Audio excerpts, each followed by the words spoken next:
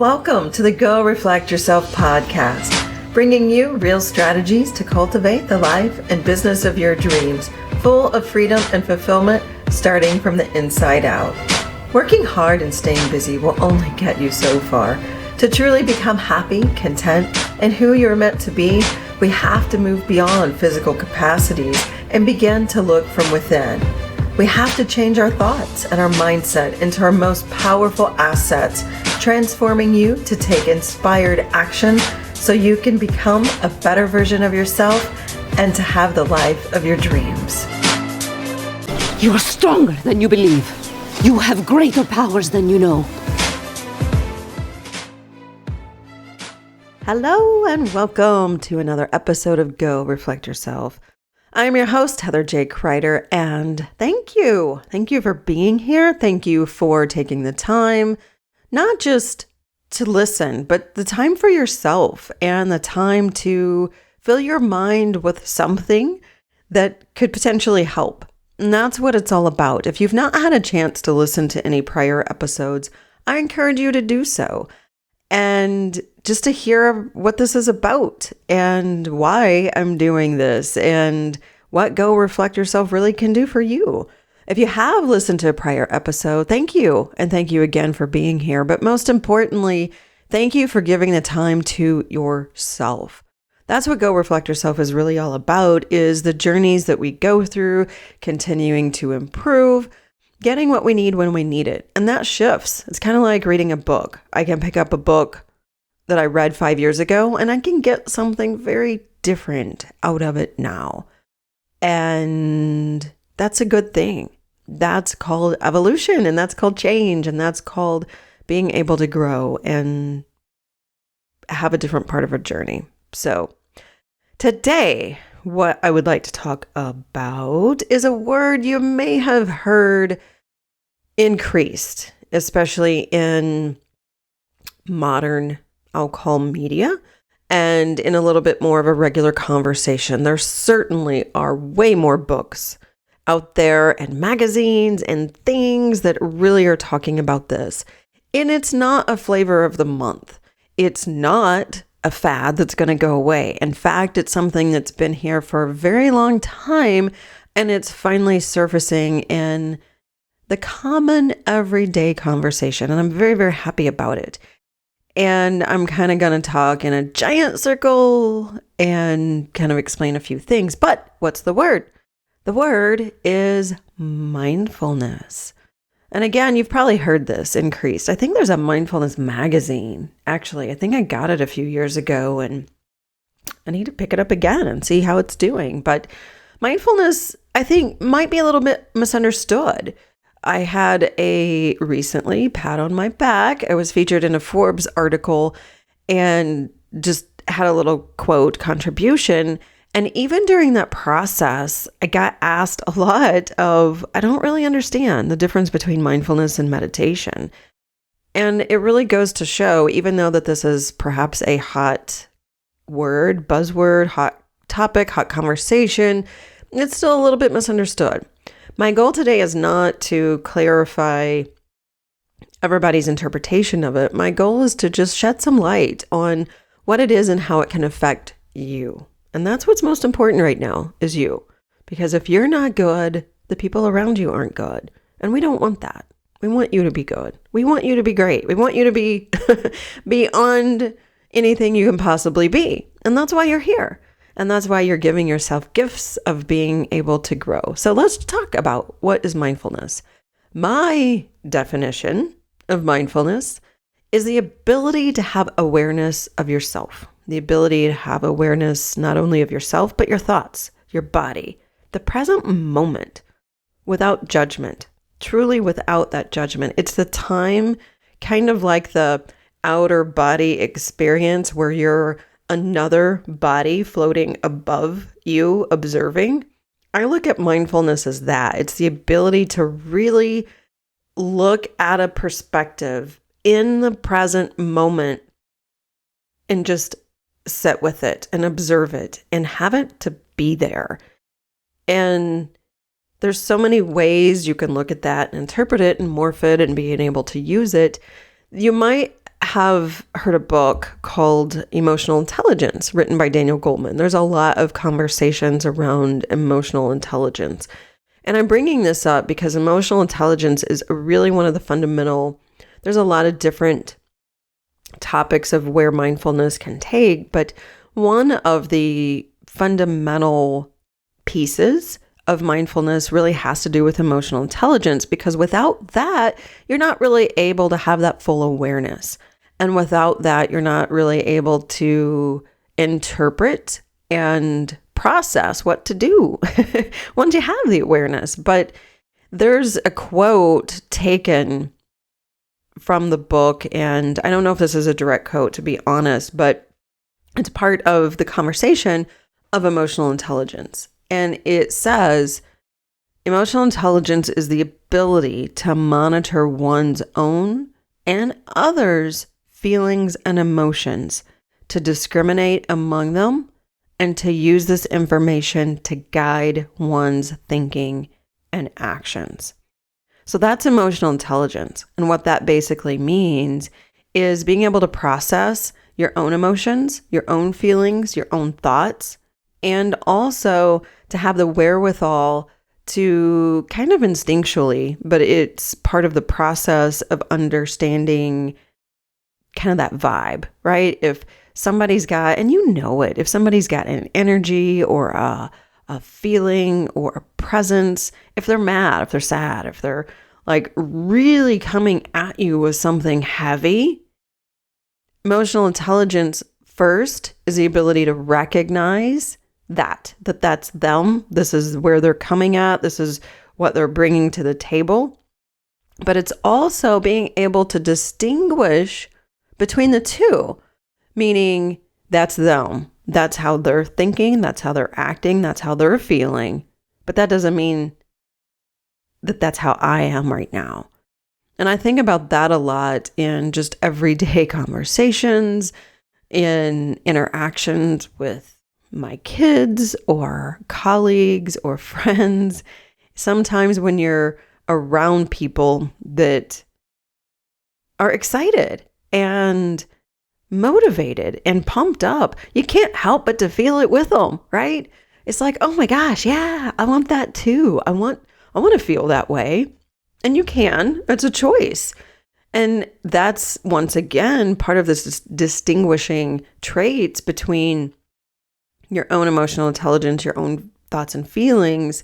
But that's part of that observation and the bigger picture of awareness, which is mindfulness. And it works just the same on the opposite perspective too. And we've all been there.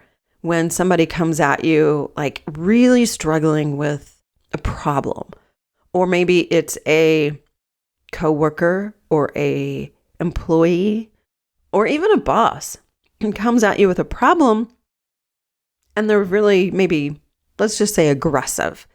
And they're aggressive because they're mad, they're frustrated, and they've got all this stuff that they're trying to process. And it kind of gets you feeling wonky. It gets you feeling angry or confused or whatever. But the truth is, and again, if I go back to emotional intelligence, is being able to distinguish of that's them. They're angry, they're upset. And of course, obviously in a conversation, you could get in a situation where you have certain feelings too, and you can become angry or have a certain feeling, or just the conversation lead you to a certain place. And that's normal. But if we are able to have the emotional intelligence and see outside of that conversation, we can actually, and I'll talk about this in a future episode of how we can process this in our body. But that's what mindfulness is. It's being able to observe and say, oh my gosh, when this person came to me, I was feeling good. I was like, the day was going great. And then they came to me and they unloaded all their crap and they were mad and they were frustrated. And then they left. And now I'm mad and I'm frustrated and I'm feeling like this. And a lot of times you can go the rest of the day with that feeling and you don't know why. But if we back it up a little bit, that's the ability inside of emotional intelligence and the bigger perspective of mindfulness of saying that moment triggered me. That moment, that interaction, that conversation left me in this place where now I'm frustrated or angry or whatever. And obviously, we want the good stuff, right? If somebody comes at you excited and you weren't, maybe you were in a bad mood or you're not feeling good or whatever, and they come at you excited and happy and completely gregarious and just outgoing and very positive, and they leave you with that feeling, that's good. But it still is the awareness of the interaction and you making that decision to now change your own mindset. So what I'm talking about is all about mindset and all about mindfulness in the moment. Mindfulness really is just the awareness. It's the awareness, it's the presence, it's being in that moment so clearly that you're kind of in that outer body experience where you're observing everything that's going on. And it's a really, really great place to be. And why does everybody need it? Well, let's talk about that a little bit. Before I do, there's Viktor Frankl. I love the book, Man's Search for Meaning. And I think may have mentioned that, the book, and talked about it in the past. But Viktor Frankl, if you don't know, he was a Holocaust survivor. He was a psychiatrist and a neuroscientist. And during the time when he was in the concentration camps, he talked about the bigger purpose that he had that guided him and contributed to his ability to survive that horrendous experience. But inside of that, it was really the mindfulness and the awareness that he was able to have and constantly have these ways of dealing with it. But there's a quote that he describes, and it says, between stimulus and response, there's a space. And in that space is our power to choose our response. And in our response lies our growth and our freedom.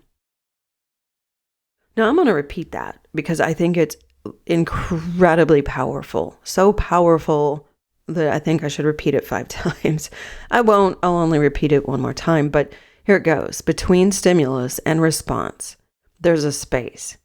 And in that space is our power to choose our response. In our response lies our growth and our freedom. I love that quote. And if you really start to dissect it, what it is saying when it talks about space, what it is saying is we have time.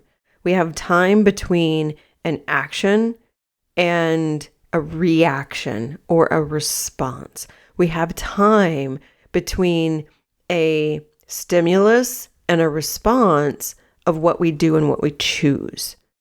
And in that time of what we choose is obviously the consequences of that choice, good or bad. Every action has a consequence, positive or negative. So when I think about that, here's a very, very simple perspective of that. Say you stub your toe. Say you're walking along, you stub your toe, and the immediate moment you stub your toe, you let out a giant curse word, okay?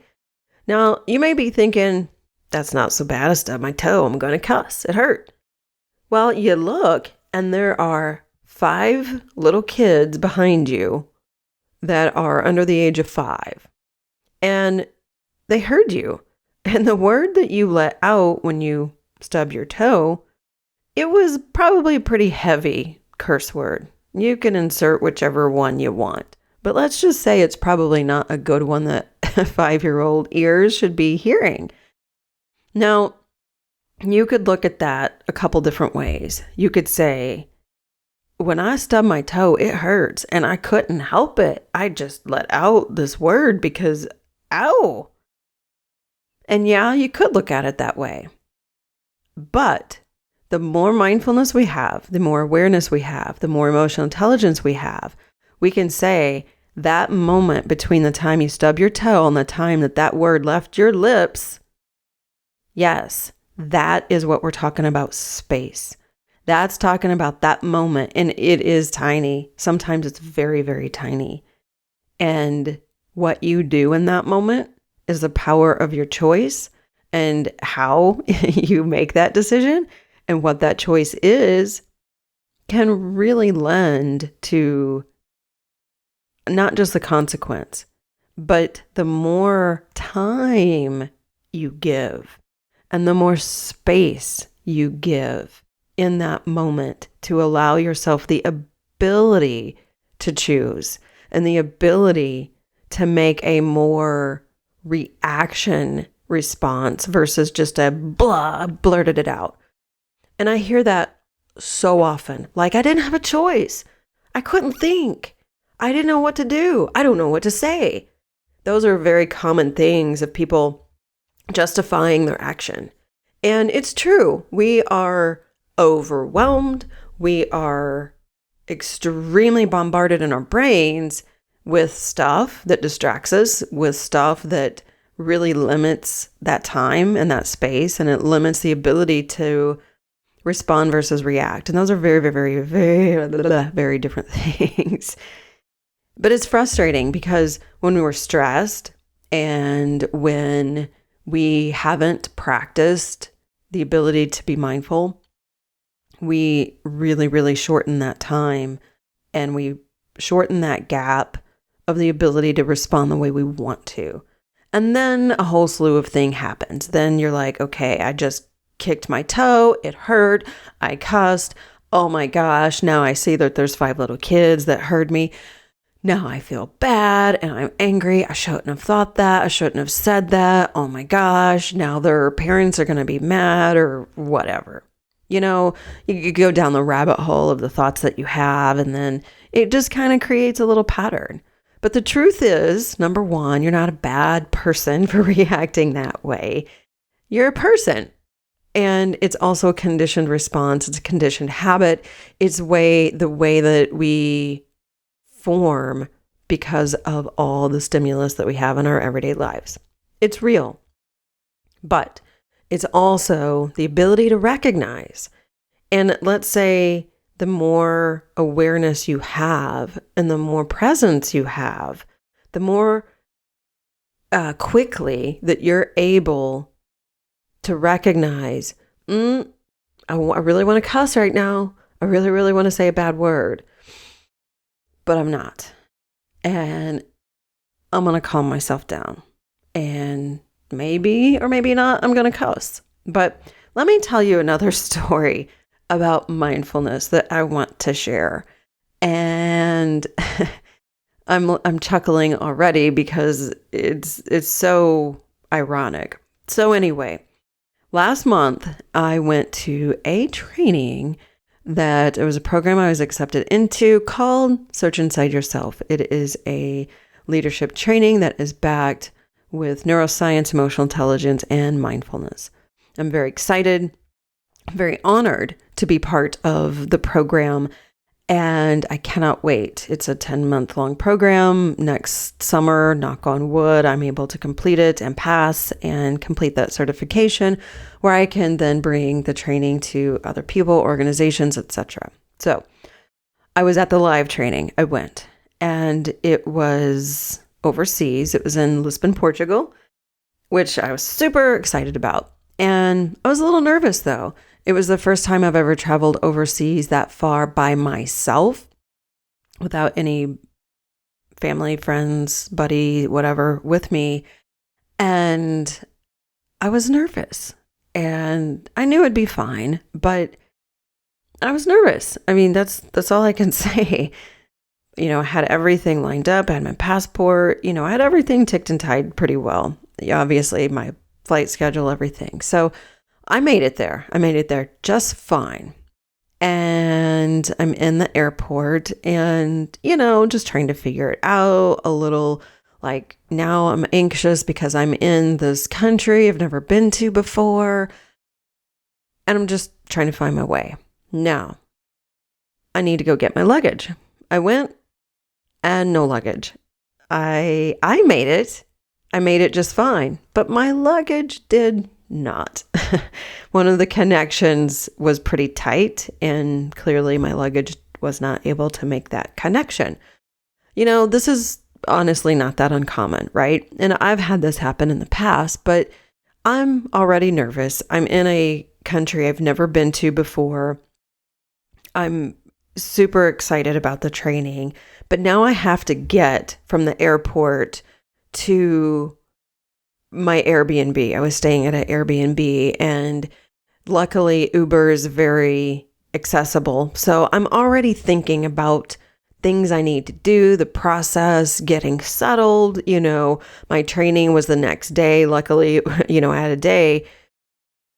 So now I don't have my luggage and I have to deal with it. I find out what I need to do. I go, file the report, whatever, blah, blah, blah, blah, blah.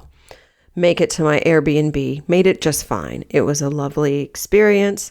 My Airbnb is amazing, fantastic. I'm so thrilled. But now I don't have my luggage. And I sit down and I had to talk to myself. And I said, okay, this isn't the worst thing in the world. So let's fast forward a little bit. Start my training. My luggage did not arrive. 1 day, 2 days, 3 days. It took 3 days. During those 3 days, now keep in mind, I'm in a mindfulness training, right? I am in a whole other country learning more about mindfulness training and leadership training and emotional intelligence and neuroscience. And I don't have my luggage. And I'm trying to work through it. And I'm making phone calls, I'm making emails, I'm, in and out of my training when I really need to be focused 100%. So I'm constantly being torn. I'm constantly, during those 3 days, keeping myself grounded, keeping myself centered, trying to be as present as I possibly can during the training. And then as soon as I get back from the training, make the phone calls. Where's my luggage? Where's my luggage? Send it to me, please. And I'm going to be honest. I had some moments during those 3 days. I was angry. I was frustrated and disappointed, and I had to deal with it. I had to go buy a few new outfits, figure out how to do that. I had to deal with these things, but I learned a lot too. Now, let me fast forward a little bit longer. I actually moved. The training was in 2 different spots, and I had to move Airbnbs to be closer to the second spot that the training was.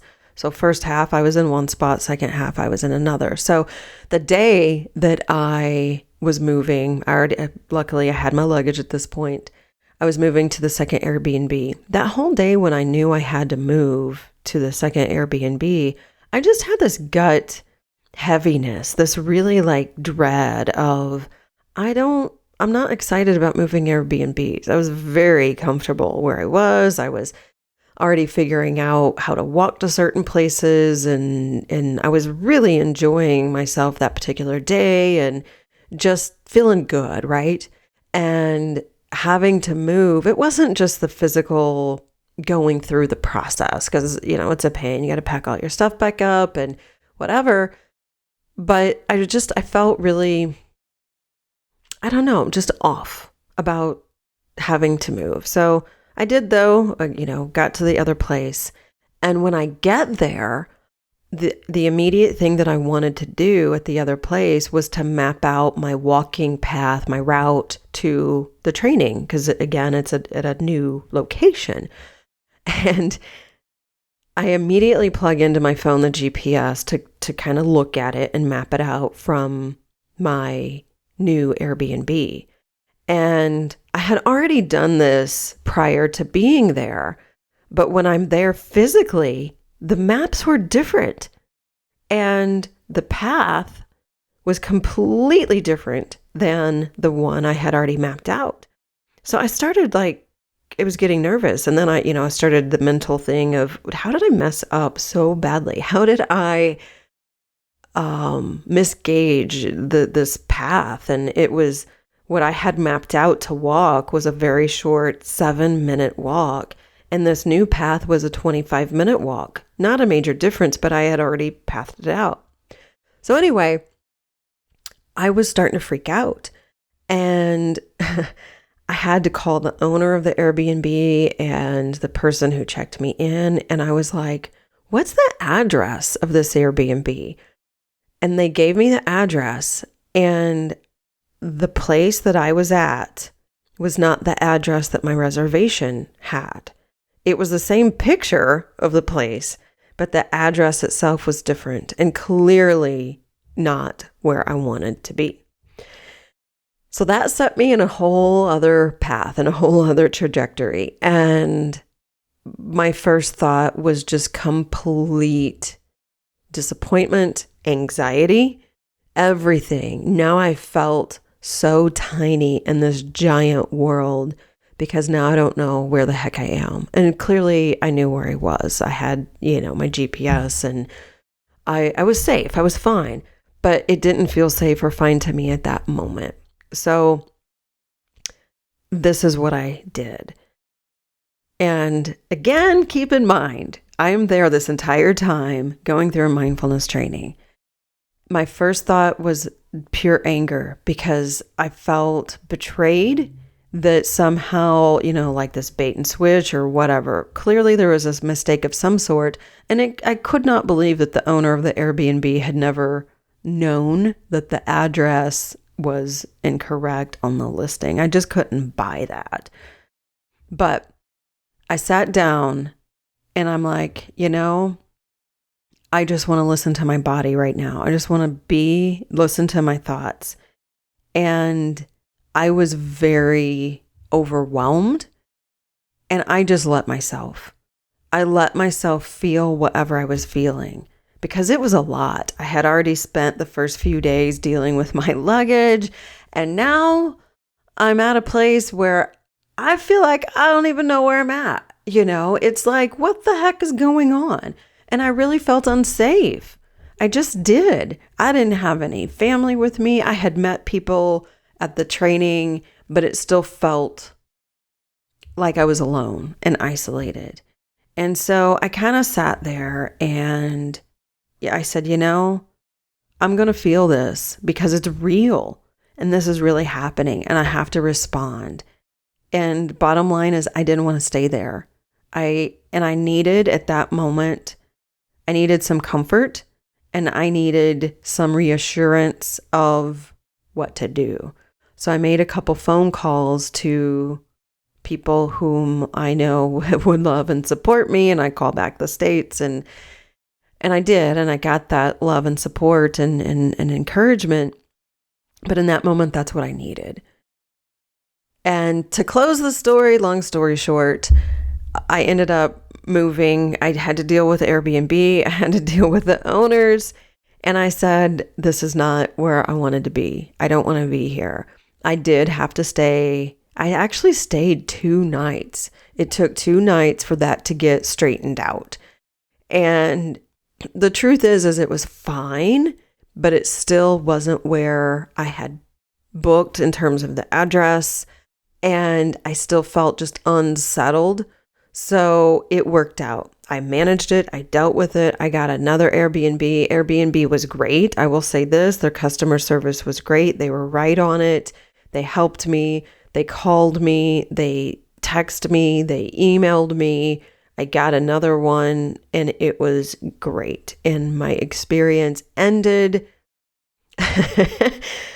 And I'm going to make this part of the story very, very, very short. My experience ended at the airport, and the entire day, the entire flight that I had scheduled, nothing worked out that day. The airport, when I was leaving to go home, they couldn't find me. After an hour, they miraculously found me. Then my flight was delayed, and then they couldn't guarantee my connection, so they put me on another flight. Then I had to wait for my luggage again. And then I almost didn't make that connection because I had to get my luggage and I had to literally run through the airport and then go through security. Then I had to go through another security because I was so late. And then it was just, it was one thing after another. But I finally made it home, and I made it home safely. So here's why I'm telling you all this, other than to just explain all my woes of this entire trip and experience. I made it. And let me tell you, if you want an opportunity to practice mindfulness, I had a lot of opportunity during that time with my luggage, with dealing with various people. And here's what I noticed. And keep in mind, I've been studying this stuff a really long time. I'm not a neuroscientist by education, but I've been studying this a very long time. I've been through programs. You name the book, I probably have read it. I've got studies, whatever. I've practiced it myself for myself. I've practiced it for a very long time so I can be a better version of myself. I've practiced it and I've learned so I can help others and I can relay. But here's what I learned during that experience. Life is going to happen. Shit's gonna happen. Shit's gonna hit the storm. Pardon me for saying that. It just is. But it's not that life isn't going to happen. It's not that if we practice mindfulness that we'll be in this euphoric state and then life will just bounce off of me and nothing bad will ever happen. Maybe the more you practice, the more that good things will come to you. Yes, those are all true. But you can't control every situation. You can't control many situations. You can only control yourself. And despite, I was in such a positive state. I was in a very good mental state going there, although I was nervous, but I recognized it. I dealt with it. I managed it. I was in a very positive, I was excited. I was feeling good. And this stuff still happened to me at the beginning, at the middle, and at the end of my journey. My training was phenomenal. I met amazing people. But these other external things were still happening to me. And I can't control it. And it's gonna happen. And it's not that I'm trying to prevent bad things from happening. Mindfulness is about what are you gonna do in any moment? What kind of response are you going to give? And I learned so much more about myself during that. Number one, I learned I can get through anything. If I can survive that trip, and people have much worse stories than that. I'm not trying to say that I had it awful. It was frustrating, right? It wasn't life-threatening. I wasn't, in any dangerous, truly, truly dangerous situations. And I'm grateful for that. And I don't mean to minimize anybody who has gone through those things. This was my story. This was my experience. And I had very frustrating moments. But I also allowed myself to feel. And when my body was getting upset, especially at that Airbnb, the second one, that when I was at the wrong address, I really let my body, I really observed what my body was feeling. And I observed where my mind was. And I let myself, because I needed to process it and I needed to feel that. And I didn't beat myself up. And I never had a thought during that time that was beating myself up. My first thought was, what did I mess up? But once I realized that this was just a bad situation, I didn't, woe is me. I didn't, why has this happened to me? I didn't do any of that. But I did let my body feel it. I let my frustration, I let my fear, I let all those things surface because I needed to. I needed to process them, and I needed to process them very quickly so I could deal with the situation. And obviously, because I was there with a very intense training and I needed to focus, I needed to be able to recenter my mind. And I was able to do that quite quickly. But that's the thing, is the awareness. And I by no means am perfect at this practice. And it is that I practice every day. I meditate almost every day. If I said every day, I'd be lying. I meditate, or I practice mindfulness all day long. So it is a practice, and life is going to have ups and downs. It's going to have hills and valleys. It's going to have some beautiful, amazing moments.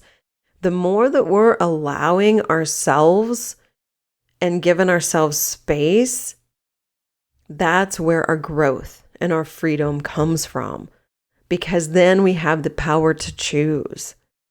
I could have ruined the entire trip. I could have sabotaged myself by that training, by not being there when I was at the training because I was so upset or frustrated, or I could have skipped it.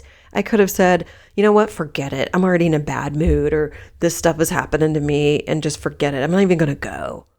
And I observed a few people. I'm sorry if any of you were at the training with me and listening, and it's okay. I don't mean this judgmentally, but I observed people who skipped some sessions, and for whatever reason they needed to. And that's not a judgment thing, but I could have easily done that as well. I could have said, I just have to deal with this. And that wouldn't have been wrong. But what I'm saying is I was able to process this in a way where I didn't have to skip it, and where I could compartmentalize it enough where it didn't affect my training as badly as it could have. A few years ago, I probably would have gotten, if this situation would have occurred, I might have just skipped it. If I had went, I certainly would not have been nearly as present. So that's why I'm telling you this. Mindfulness, it's the ability to recognize. It's the ability to have awareness. And even when situations happen, it's the ability to have the confidence knowing that if I'm able just to give a little bit of space and attention to what's going on and being able to have the awareness to see it, then maybe I can respond in a way that I really want to, or in a favorable way, or that I'm not reacting in a way that the consequence of that reaction is going to come back to bite me.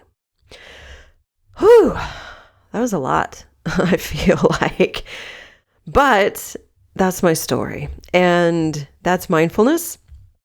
And let's just quickly summarize it. And this is going to be a continued conversation. Mindfulness has everything to do with your success.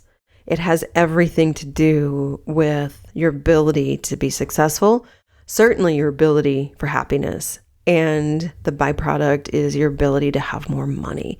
Why? Because it's a domino effect. And the more awareness that you can give on yourself, your presence, your current state, your emotional state, your physical state, the more you can then learn how to respond versus react, the more you can learn the positive things that you need and how to set yourself up for success. And yes, of course, this will be a continued conversation because that's partly what Go Reflect Yourself is all about. All of these things always weave together. But now I'm going to kind of close, and I'll quickly say thank you for being here. But I'm going to scooch on over to a little minute of reflection and something that you can do that can help you. And now it's time for the Go Reflect Yourself tip of the day. Okay, I want to leave you with a quote. And it's another quote from Viktor Frankl, and it says, "Everything can be taken from a man, but one thing, the last of the human freedoms, to choose one's attitude in any given set of circumstances, to choose one's own way." I want to read that again because, again, Viktor Frankl's quotes are a little bit heavy, but everything can be taken from a man but one thing, the last of the human freedoms, which is to choose one's attitude in any given set of circumstances, which is to choose one's own way. And what that means and why I'm leaving that with you as an action item or a thought or whatever you want to say is you can have everything stripped from you. All the physical things that you've acquired, the tangible things, your house, your money, your home. You can have everything. Your relationships. Now, I'm not saying those things aren't important. They are. They're very important, but they're not as important as your attitude, because that is what is going to set yourself up and the path to success, to freedom, to money, to happiness, to joy, to peace. And what I encourage you to do is, if you have a bell, and there's apps where you could have a mindfulness bell on your app, an app with a mindfulness bell where you can set off every so often. And there's different ways that you can do it, but I suggest at least once an hour, at least. And let's go through it right now. And this is what we do. So we ring our bell, and I have a physical bell here with me right now. You certainly don't have to. And by bell, I mean I have a bowl, a singing bowl that has the sound of a chime or a bell. But you can, the mindfulness bell, if you will, on an app can do the same thing. So this is what we're going to do. We are going to listen to the bell for just a quick second.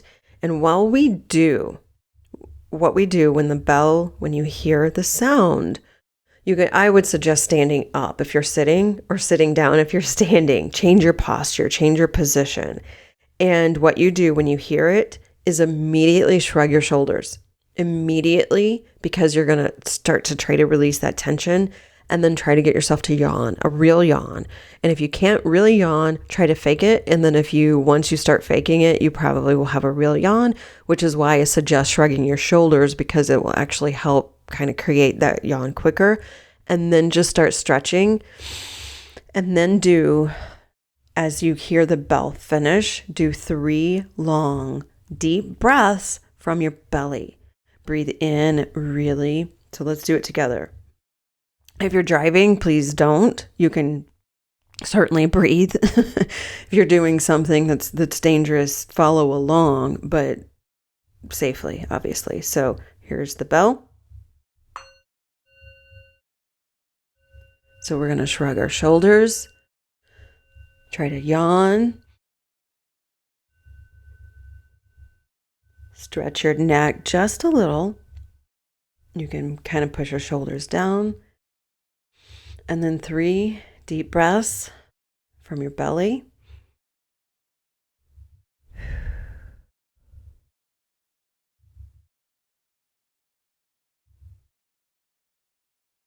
And then as you take that 3rd breath, you can stretch again.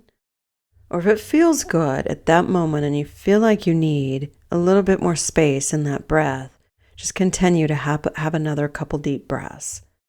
And a lot of times, if people have a hard time really getting that full deep breath, you can kind of just count either out loud or to yourself. Breathe in, 2, 3, 4, and just hold. And then breathe out. That'll help actually slow it down a little bit. I like to close that little exercise with another bell. And then finish that last breath as that bell is ending out its ring and really just listening. And what you're doing through that whole time is you're trying to focus just on that moment, listening to the breath, listening to your body. Just focus on one thing. Just listen to the bell. That's partly why the bell kind of helps cement it and focuses your attention. But that's what's going to start to help. That's a micro practice that can really help relieve stress, bring you back to the present moment, to be here right now, and start to widen that gap of space when you need it. That is your takeaway of the day. And as always, thank you so much. I am incredibly grateful for you for being here, and we'll see you next time. Thank you so much for listening to this episode of Go Reflect Yourself. For more inspired action or to stay in touch, head on over to goreflectyourself.com. You can also follow me on Instagram at #HeatherJCrider or HeatherJCrider.com. Until next time, this is Heather J. Crider challenging you to go reflect yourself.